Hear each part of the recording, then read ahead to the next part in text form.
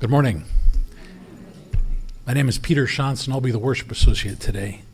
And I'm happy to welcome you to the Unitarian Universalist Fellowship of Wayne County. We're a diverse congregation that welcomes you. See what happens when you try to ad-lib.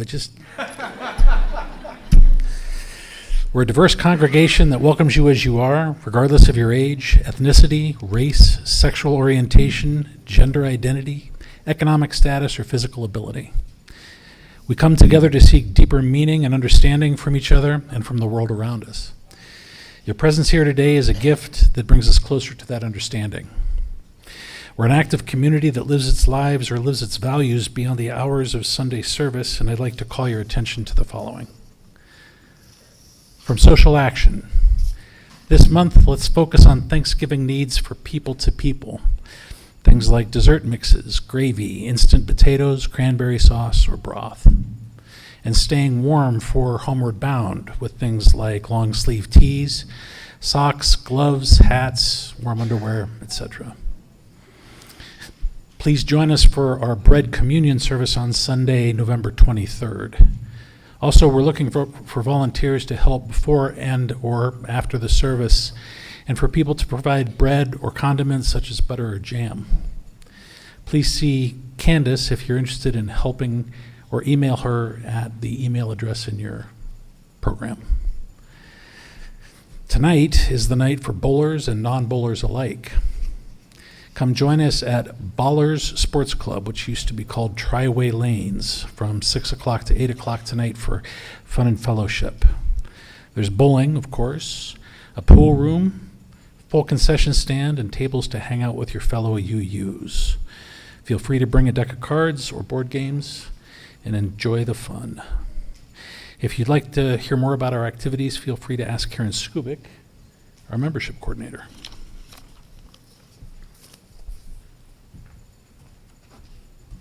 Thank you, Peter, and good morning, everyone. It's great to see all of you, and welcome to the people up watching us online. Good to have you all here. So if you did not know about bowling tonight, well, how about who knew that there was bowling tonight? That's really good. And if you did not know, that means you're not getting enough information from us, because we usually try to communicate any events in multiple ways, because everybody has different ways they take in information. So if you didn't see about bowling maybe 2, 3, 4 ways, you can check with me to see if you're not getting, for example, if you're not on the Google group, we have a Google group where we send out email about events or important things that are happening in our congregation, and of course the Friday email and the monthly newsletter. So there's a lot of ways that we're getting information out. So if you feel like you're not getting enough information to know things are happening, please let me know. And I want to welcome any visitors we have today. I know we might have a couple here, and I'll look forward to meeting you after the service. I'll be in the back of the sanctuary and be happy to talk to anyone who has any questions. Thank you.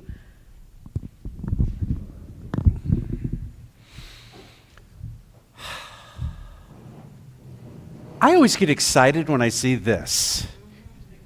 Isn't it great that, I don't know how many other congregations have an orchestra, but we are just so lucky to have this. Thank you all for your time. Yes! Yes!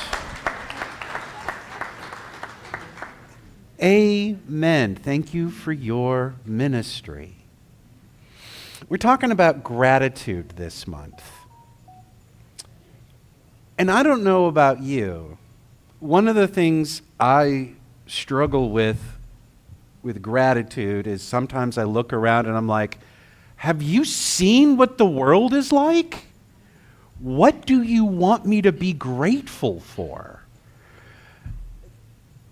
Does anyone ever feel so exhausted with what is going on that gratefulness and thankfulness just seem impossible?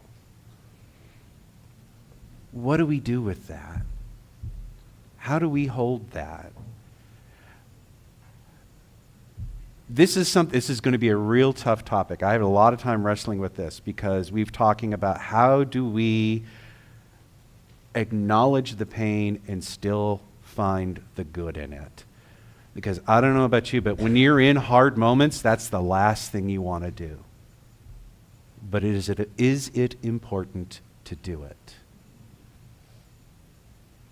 We'll see. We'll see. It is a bright and beautiful day. I'm so glad it's cold outside, because I'm afraid most of you would be in your gardens as opposed to be here this morning. But thank you for spending your time to worship with us. Thank you for taking this hour to center yourselves, to put some things down, to open your hearts. Please put your cell phones in worship mode, and thank you again. Join us now in a time of worship.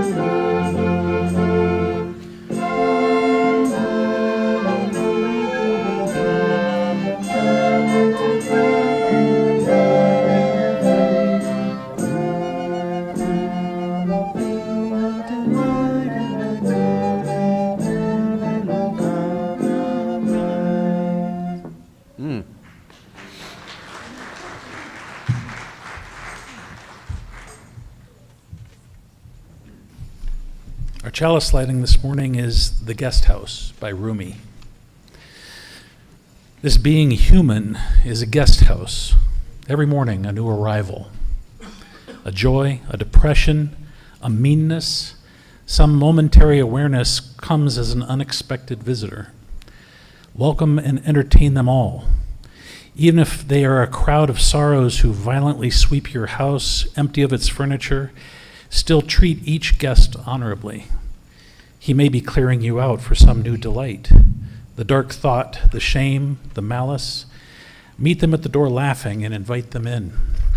Be grateful for whatever comes, because each has been sent as a guide from beyond. Let us now rise in body or spirit as we sing our opening hymn. Come sing a song with me. The music can be found in the gray hymnal number 346.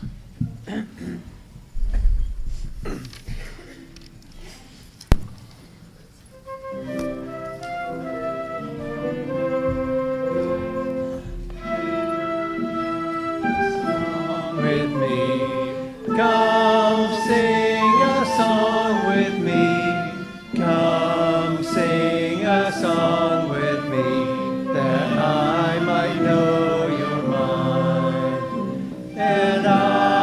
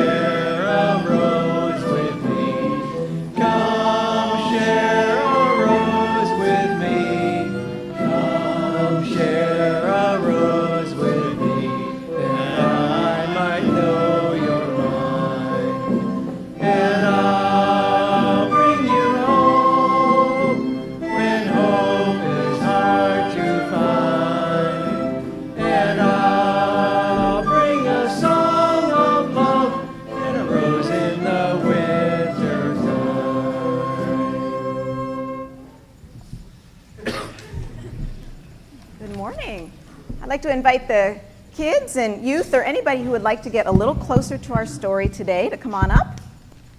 I'm out of breath and thirsty after all those verses.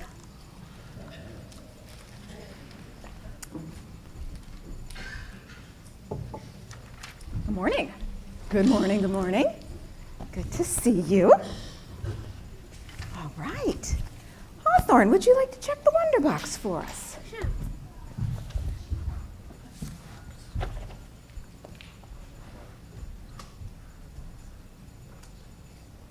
An eyeglass that has multiple different colors. Yes. Does it have a special name? Minoscope. Kaleidoscope. That's it, a kaleidoscope. It's a very popular toy from long ago that kids today probably don't see as often. But if you hold it up to the light and twirl it around, what happens? It's really pretty. It is. Does it stay the same or does it change? It changes. Yeah. We can go back to make it the same. Pretty cool, huh? When you're done, you can pass it around. You can also zoom in and zoom out. It changes your perspective. It changes what you see, right? And we're going to be talking in RE today about changing our perspective with gratitude. So I wanted to do a little bit of a story today about what that means to change our perspective. And I couldn't decide between two short stories. I didn't tell Walter. I'm pulling two stories today, sorry. The first one is a short real story, and the last one is a silly one. The first story is actually about one of my kiddos. She's in college now. But when she was, you know her, right? She was your babysitter. You remember Emmy, right? Well, back when Emmy was in school, she went through a period of time where all of her best friends had really nice houses. I mean really nice. I mean fancy schmancy.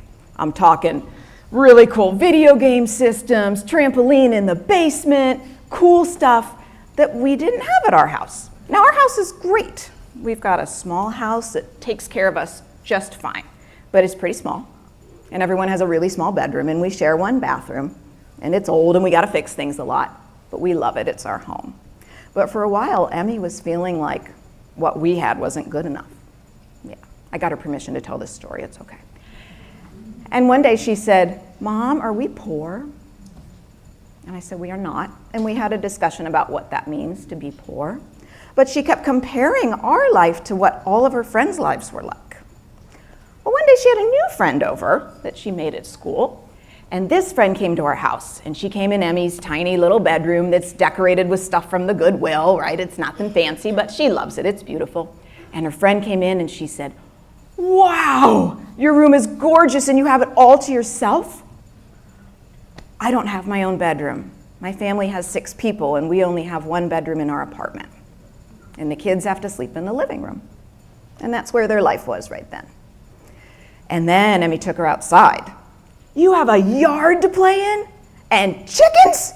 This is the most amazing place I've ever visited." And Emmy later said, "Mom, I really learned a lesson today about appreciating the things that I have." So that's a real story about appreciating the things that we have and changing our perspective. Now comes a really silly story, and I'm going to be needing some help with sound effects all around, okay? This is a story called Too Much Noise. It's written by Anne McGovern, okay? A long time ago, there was an old man, and his name was Peter. I'm sorry, Peter, this was before I knew you were worship associate, but roll with it, okay? And he lived in an old, old house, and in this house, the bed creaked. Can you make a creak? Creak. The floor squeaked. Outside, the wind blew the leaves through the trees, and the leaves fell on the roof, swish, swish. And the tea kettle whistled. "This is too noisy around this house," said Peter. So Peter went to see the wise man of the village. "What can I do?" Peter asked of the wise man. "My bed creaks, my floor squeaks, the wind blows the leaves through the trees, the leaves fall on the roof and swish, swish. My tea kettle whistles and hisses." "I can help you," said the wise man. "I know exactly what to do." "What should I do?" said Peter. "Get a cow," said the wise man. "What good is a cow?" said Peter. But Peter got a cow anyhow. And the cow said, "Moo." The cow said moo, and the bed creaked, and the floor squeaked. And outside the wind blew the leaves through the trees, and the leaves fell on the roof, swish, swish. And the tea kettle whistled, hiss, hiss, hiss. It's too noisy, said Peter. So he went back to the wise man. Ah, you must get a donkey, said the wise man. What good is a donkey? Said Peter. But Peter got a donkey anyhow. Now, I happen to have a donkey that lives across the street from me. I've been listening to it for 20 years, and you know what he says? Yes, he sure does. And the cow said, and the bed, and the floor, and outside the wind blew through the trees and swished on the roof, and the tea kettle. Still noisy, said Peter. So he went back to the wise man. Get a sheep, said the wise man. What good is a sheep? But Peter got a sheep anyhow. And the sheep said, bah. And the donkey said, and the cow said, and the bed, and the floor. And outside the wind blew the leaves through the trees, and they went swish, swish. And the tea kettle whistled. Too much noise, said Peter. Try to hold it together, Peter. And he went back to the wise man. The wise man said, get a hen. What am I going to do with a hen, said Peter. But he got a hen anyhow. And the hen, does anyone know a hen sound? I know you have chickens. You've had chickens. I have chickens. Especially when they're laying an egg and bragging about it. Right? And, hold on, where were we? The sheep said. The donkey said. The cow said. The bed. The floor. And outside the wind blew the leaves on the roof, swish, swish, and the tea kettle. And back he went to the wise man again. Ah, it is now time, said the wise man, to get a dog. And a cat, too. What good is a dog or a cat, said Peter. But he got a dog and cat anyhow. The dog said, you got a good dog? The cat said, and the hen said, the sheep said, the donkey said, the cow said, the bed, the floor, and outside the wind blew, and the tea kettle said. Well, now Peter was getting pretty mad. He went to the wise man and said, I told you my house was too noisy, and now my house sounds like this. Make all the noises at once. Moo! I'm going crazy, said Peter. And the wise man said, you must continue to do as I say. Let the cow go. Let the donkey go. Let the sheep go. Let the hen go. Let the dog go. Let the cat go. So Peter let them all go. And now there was no moo. There was no hee-haw. No baa, no bok-bok, no woof, no meow. Ah, Peter sat down on the bed. The bed creaked. Ah, what a quiet noise, said Peter. The floor squeaked. Ah, that's a peaceful sound, said Peter. And outside the leaves fell on the roof, swish, swish. And the tea kettle whistled. And Peter said, ah, how quiet and lovely my house is. And he got into bed and went to sleep and slept a very quiet dream. The end. Thank you for your sound effects. And thank you for sitting through 2 stories today since I couldn't decide on one. All right. We are going to head to class since we've already took up a little time here. Thank you.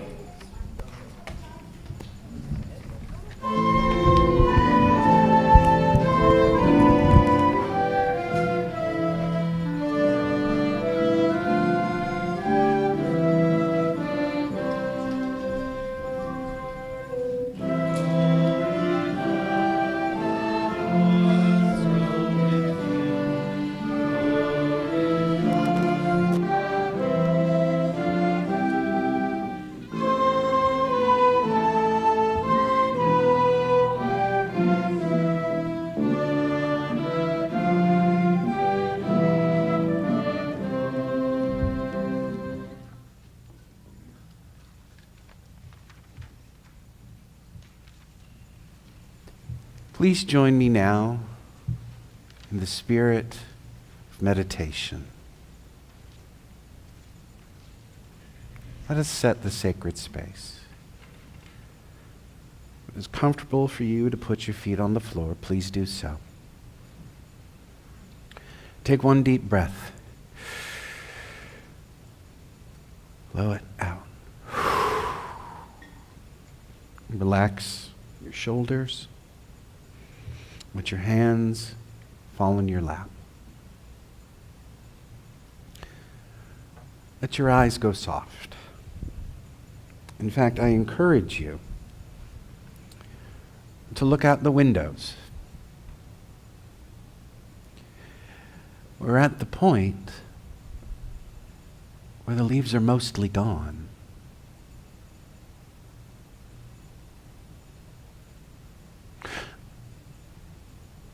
The colors of the fall have left us short, brief, beautiful. And we are left with the barren trees.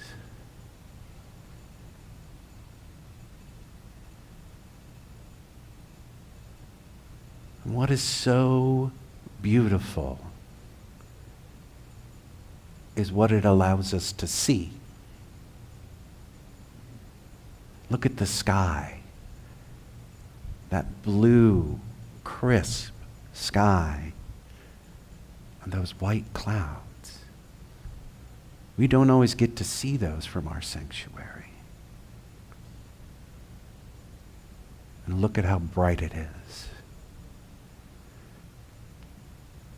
With the leaves gone, we may see people walking on that path easier, enjoying the outside, time with their pets. Can you imagine the air they're bringing into their lungs in that moment? The crispness of it, the briskness.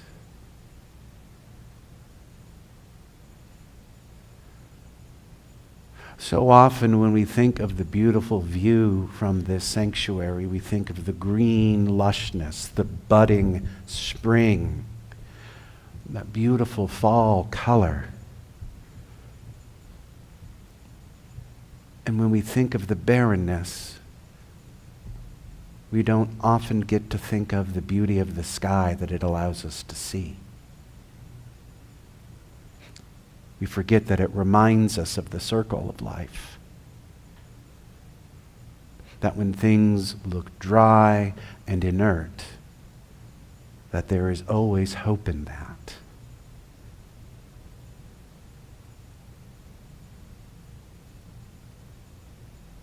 Nature and our lives mirror each other. And when things look barren, when things are barren, there is still always beauty.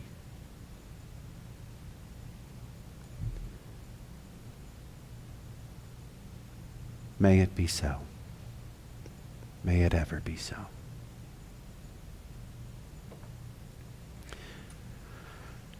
Each week, we come into this space to gather in community, to support and lift each other up. If there is something that brings you joy, something that lifts your heart, as we sing Spirit of Life, I encourage you to come to our altar, take one of our glass beads, and put it in the water. Let that joy ripple out. Share it with everyone around you, for we need your joys. And if there is something that weighs heavy on your heart, something that may be too big for words, something that you need to unburden just for a moment to catch your breath, I encourage you, again, to come up. Put that worry, put that sorrow on this stone. Let the water wash it away just for this instant, so that we can hold you in these tough times. If you need extra support over the next few weeks, let me know. We have members of the pastoral care team here. Steve is here. Cheryl is here. We would love to meet with you and just listen. And if you would like to talk to me this week, please let me know, either during Joys or Sorrows or after service, and we'll set up a time and we'll talk. Please, join me now in our Joys and Sorrows ritual as we sing Spirit of Life.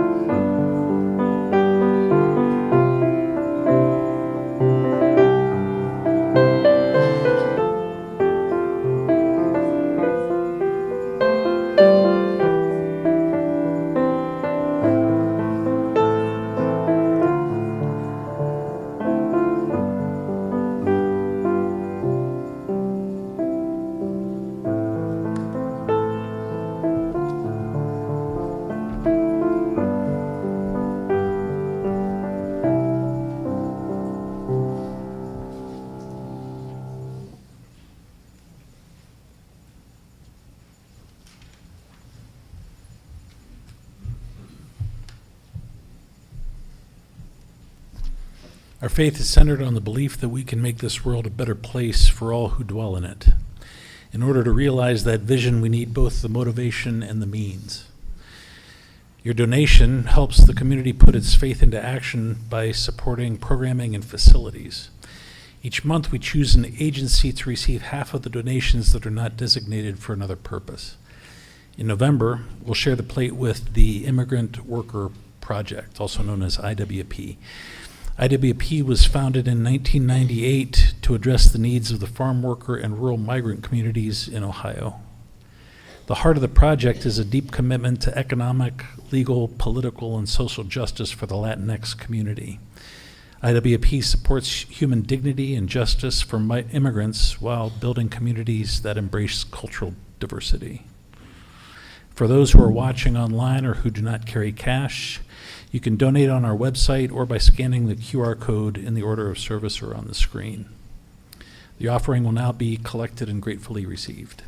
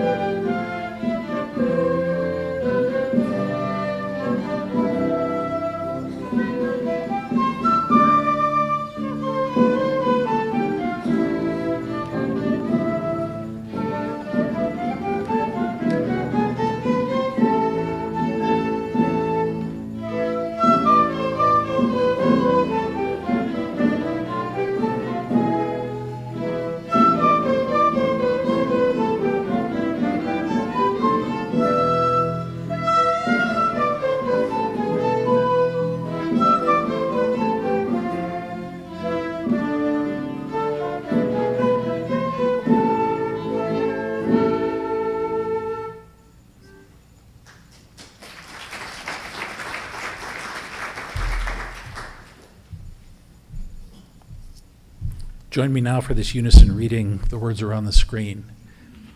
Let us be grateful when we are able to give, for many of us do not have that privilege. Let us be grateful for those who share their gifts with us, for we are enriched by their giving. Let us be grateful even for our needs, so that we may learn from the generosity of others. This morning's reading comes from Mark Nepo. I'm often not grateful when I'm in the hardship, but to be broken is no reason to see all things as broken. That was a great lesson for me in my cancer journey. My first chemo treatment was so hard and botched, and I was in great pain, sickness, and fear while stuck in a Holiday Inn. Even though I felt broken in that moment, the sun was still shining, and down the street a baby was being born, and somewhere else people were making love, and someone was being grateful to someone else, all of it happening at once. We tend to either make what we're going through everything or nothing. It's a seesaw. We make the struggle and the fear a descriptor of life, and we get caught up in that project. We make it a struggle and a fear and a descriptor of life and get caught up in that project and project it to being a worldview. But it's not a worldview, it's just our experience. So the challenge is to open your heart to what's happening beyond your part in the moment, to the moment of life everywhere. For instance, I went to see my 94-year-old grandmother, and I found her sitting on the edge of her bed feeling glum. When I asked her what was wrong, she looked at the small window in her room and in her Russian accent said, "It's a gray day." I immediately looked at the window and I saw that it hadn't been cleaned for 6 months. So I said, "Grandma, the window is dirty. We'll get it cleaned and I'll take you out into the courtyard." She looked at the window, and with the recognition and humor of someone who'd been here for almost 100 years, sighed and said, got a dirty eye, see a dirty world."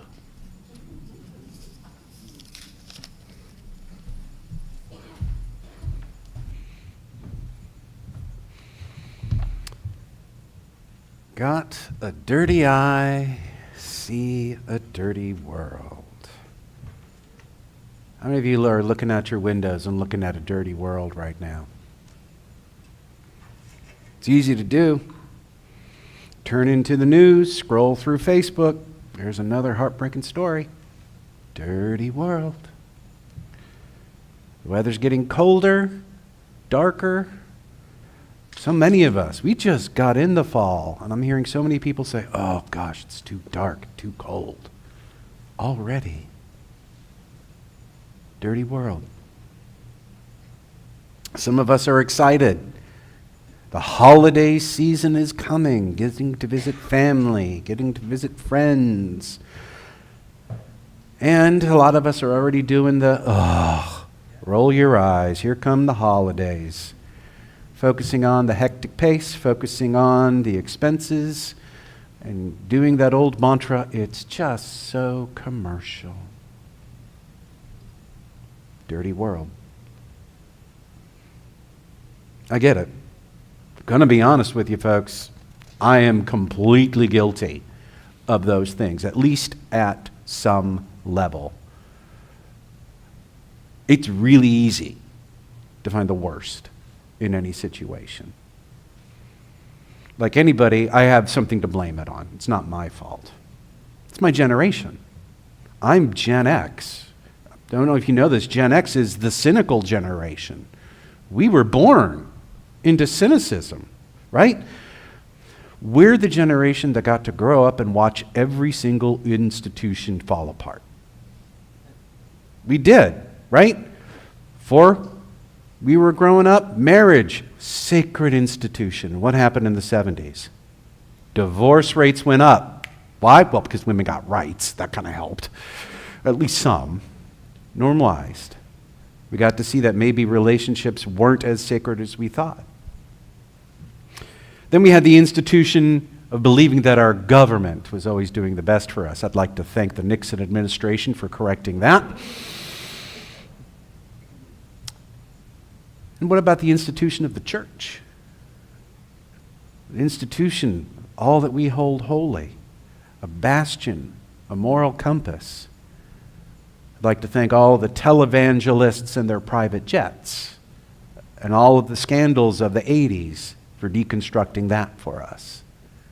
Generation X got to see all that stuff torn apart. No trust in anything.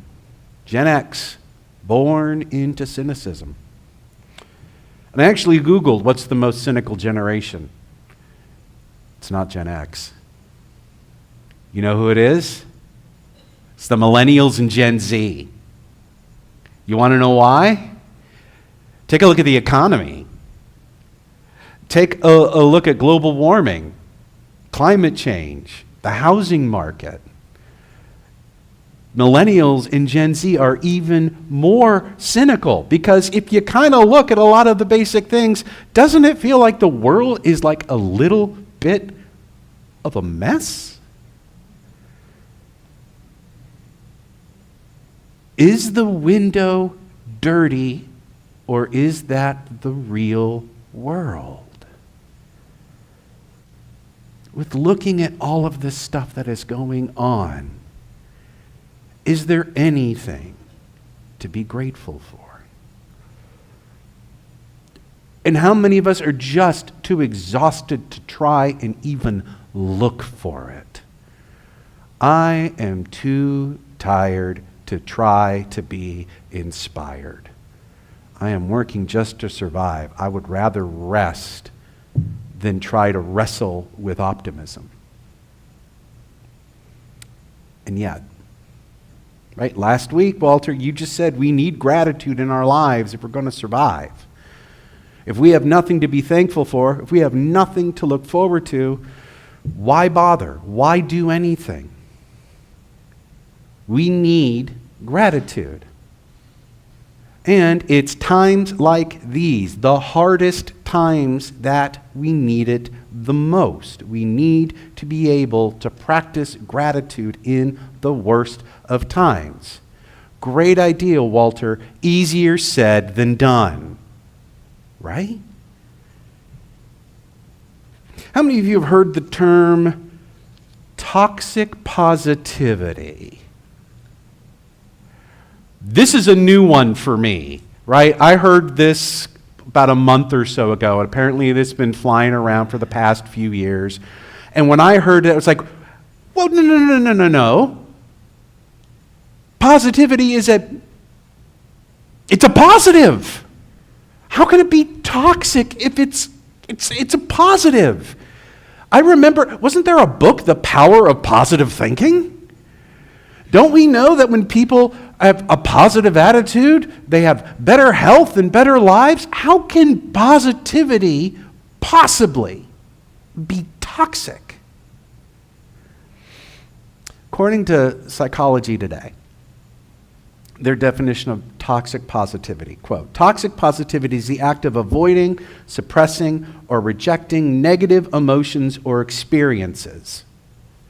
This may take the form of denying your emotions or someone else denying your emotions, insisting on positivity instead. Insisting on being positive even when things are bad. You know, when I read that, the very first thing I thought, any of you ever seen Monty Python's The Life of Brian? So you know where this is going. For those of you who are unfamiliar with the movie, The Life of Brian is about Brian and takes place during biblical times. His life mirrors Jesus, and he goes through similar events without actually being the Messiah. And of course, we all know how it ends for Jesus. And at the end of the movie, Brian gets crucified. And he's hanging on the cross, and the guy next to him says, "It's all right. Look on the bright side," right? Always look on the bright side of life. Right? Toxic positivity. the biggest example I can think of toxic positivity, because what's going to happen to Brian in just a few hours? Yeah. Go ahead and look on the bright side.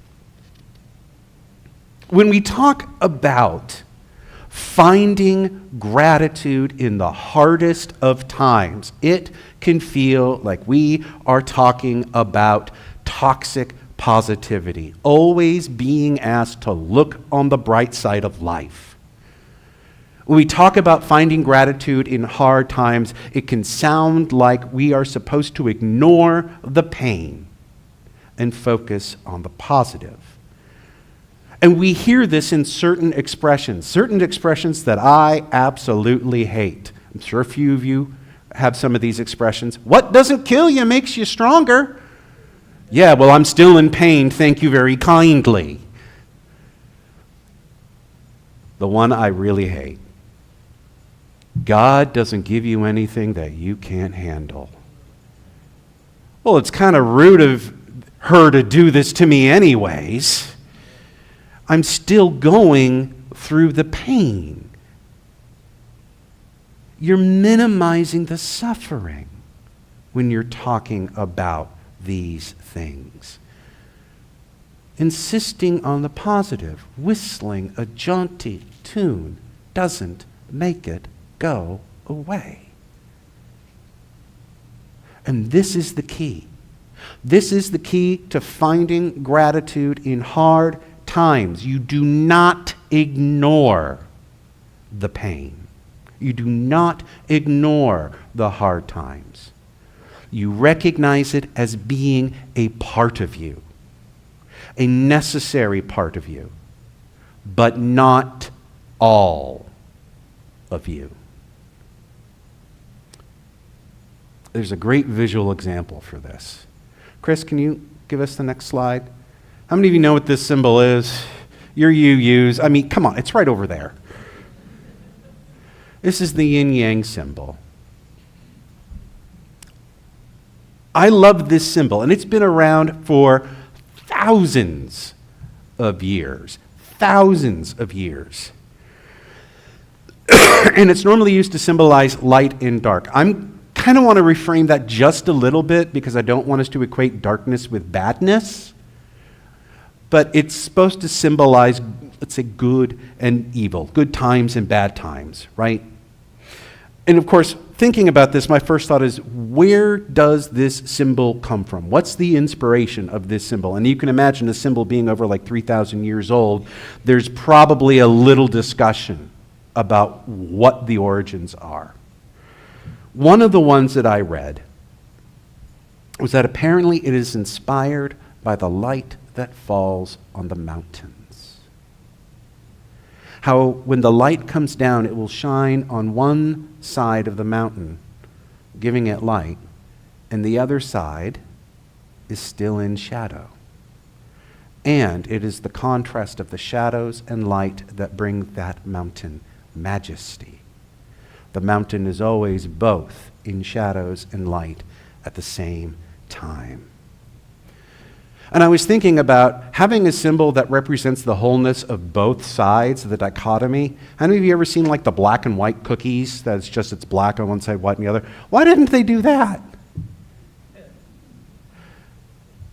Doesn't this curve, that S, do you see it rotating? Doesn't it give it motion where it feels like it's always moving, always undulating, going through that? And I think part of what is really important about this image is the fact that there is a little bit of white in the black and a little bit of black in the white at all times. They are inseparable. You cannot have one without the other. I've been telling people, I want you to imagine you have a cake and this symbol is on top of it. I want you to cut me a piece of cake without getting all weird, do the normal triangle thing. Cut me a piece of this cake without a little bit of one side or the other. You might be able to manage it in one or two places, but for the most part, no matter how you slice it, you need to have a little bit of both. You cannot escape the good and the bad together. This is something we need to remember every element of our life. Every part that we live has both within it, the good and the bad. Sometimes there is more one than the other, but that doesn't mean the other isn't there at all. Just because we are broken in that moment does not mean all is broken. We recognize the brokenness. We honor the brokenness, but it is not all of us.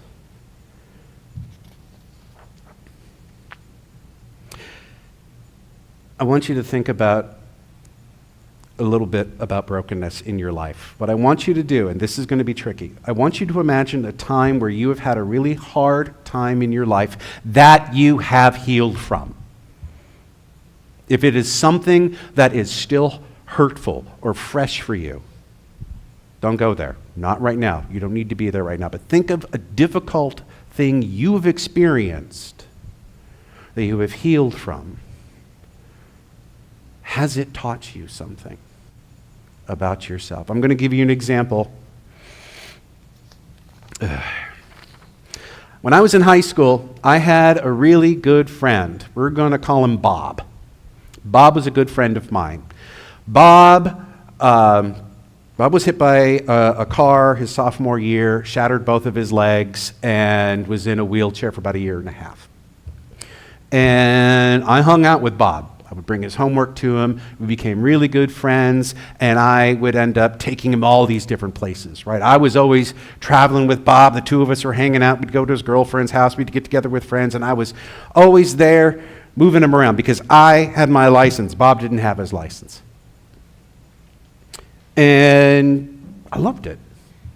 I loved hanging out, being the guy with the car, right? I was the one, whenever we're getting together, I'm going around the whole city picking everybody up so we'd go to one place.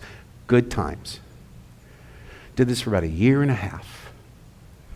Finally, Bob's legs heal, and he's able to drive. And guess what? He's no longer answering my phone calls. I find out, calling my other friends, that Bob's getting everybody together without me. And I found out that Bob didn't like me for who I was. Bob just used me to get around. Have you ever had a betrayal like that? If you would have told 17-year-old me at that moment of time, Walter, God doesn't give you something that you can't handle. I would have told you something that a 17-year-old, well, you would expect a 17-year-old to say to you, probably, if you had something like that. If you would have told me there was a lesson to learn in that moment, I wasn't ready for it. Can you imagine what I was thinking? What's wrong with me? I gave my heart, I gave my love, I gave my support to this person, and they rejected everything about me. That was a low moment, and that took a lot. But you know what I discovered?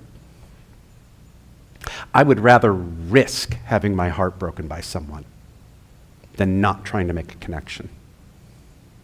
I would rather be the person that tries to be nice and tries to do things than not try to like someone at all. I would rather take that risk than never have a good friend. I'm a little more cautious with my friendships since then. Not too terribly. But I also realized that I needed that moment after I healed from it to show me what's important to myself, to show me what I value. As our reading said, the challenge is to open your heart to what's happening beyond your part in the moment, to the moment of life everywhere. The pain, the suffering is real, You need to heal from it. And it can tell you something. The biggest thing to remember is in the hardest of times, that is not all there is. The hard times are not the only times. They are real. They are painful, and they are part of who we are. We don't get to ignore it. We don't get to push it down.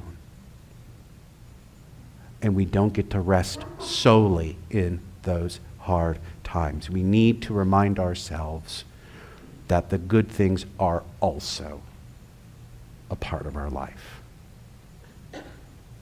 They're just as real. They're just as impactful.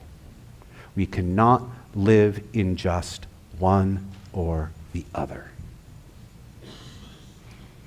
I heard this quote somewhere, and I cannot seem to find the origin of it. But it's a concept that's been around just as long as that thing has, it feels like. And it's basically the quote, "The shadows tell us where the light is coming from." The idea is that when things are hard, it tells us what is important to us. When we lose someone near and dear to us, it hurts us. Why? Because they were important to us. When we lose a relationship and it hurts us, why? Because connection is important to us. When we see injustice in the world that breaks our heart, why? Because we believe in worth and dignity of everyone, and we want this world to be a better place. To be able to admit that pain is hard in the moment tells you that you care, tells you that you value something. It shows you what you want to see in the world. It shows you what is worth living for. So we can't be in denial about the hard times. We can't have that positive or toxic positivity. What was it? Someone said Pollyanna. For some of you younger folks, you may not know what that means, but that basically means that toxic positivity. Everything's bright and shiny. We can't live in that space and solely that space. And, reminding all my Gen X friends and younger, we can't live in cynicism either. We cannot go from disdain to outrage to misery and cycle back over and over again. We need to do both. We need to live in both. The hard times have something to offer us. As our opening said, the dark thought, the shame, the malice. Meet them at the door laughing. Invite them in. Be grateful for whatever comes, because each has been sent as a guide from beyond. Thank you, Rumi. May it be so.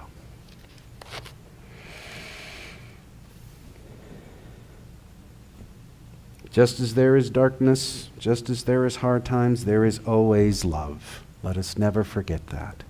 Please rise in body, spirit, as we sing our closing hymn, There Is More Love Somewhere.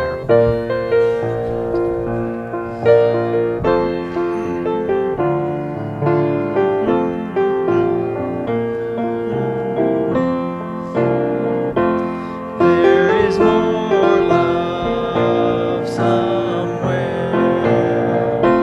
There is more love somewhere. I'm gonna keep on till I find